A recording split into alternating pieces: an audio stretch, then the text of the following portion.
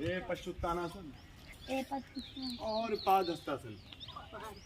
ठीक है, इन दोनों पैर अश्वसंचालनासन। ये अश्वसन है, अपना जो है चेहरा है सामने की ओर होना चाहिए, ऊपर आकाश की ओर। ठीक है, अब है पर्वतासन, पर्वत बन जाओ। ये पर्वतासन है। अब है अष्टांगासन।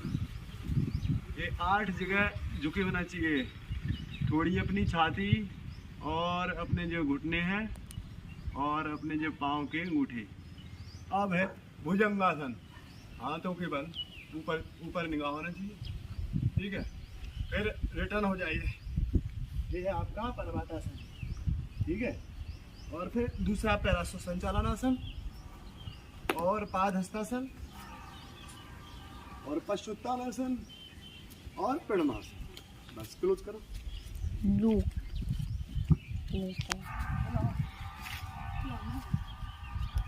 काय